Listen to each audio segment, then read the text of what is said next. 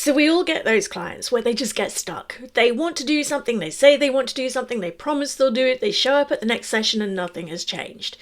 Here's the thing. Their thinking mind, the bit that most coaching is working with, is not making their biggest decisions. What do I mean by that? It's kind of their inner 7-year-old.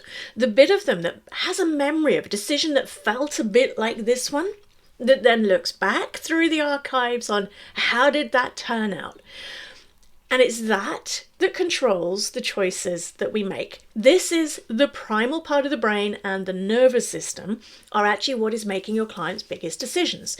So if a client wants to do something that cognitively they can see the benefit of it, they've bought in, they've agreed they're going to do it, but they still don't take the action, that is because there's something that is not in the cognitive brain that is actually controlling the actions the client takes. So you need to know about the amygdala, one of the primal parts of the brain near the brainstem. This is the center of the brain that's responsible for emotions and fear, amongst other things. It processes information slightly ahead of the prefrontal cortex, and when it kicks in going, why, that feels scary, then it can actually divert the blood flow away from the prefrontal cortex, the bit that's doing the client's thinking, that made that decision, that promised they were going to take that action. And it triggers off responses in the nervous system that create the fight, flight, freeze response, which also now has a fawn in it for people pleasing. So this is what is actually driving those biggest decisions. Because it processes the information ahead of the prefrontal cortex, it's already made the decision to self-sabotage or to hold back or to tone down before the prefrontal cortex goes, yeah, but I promised my coach I wouldn't do that anymore.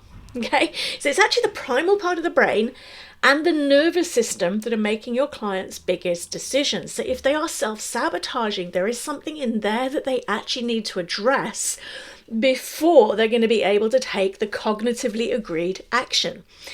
Now, this is something that can come in many forms, and it can be from decades ago. It's often from what I call mind story fear rather than the legitimate fear. So legitimate fear is a genuine, scary, risky thing. Mind story fear is about the stories we tell ourselves about what might go wrong. The amygdala and the nervous system process both of them the same way.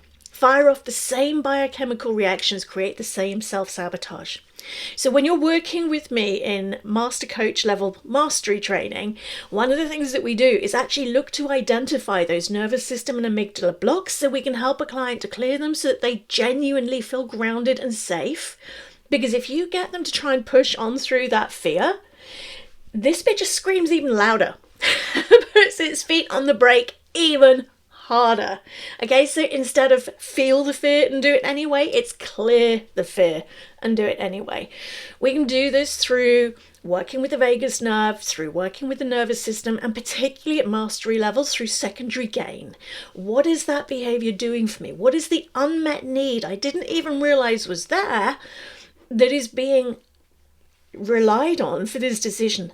It's always about feeling safe. So in essence, it's not your client's thinking brain that's making their biggest decisions.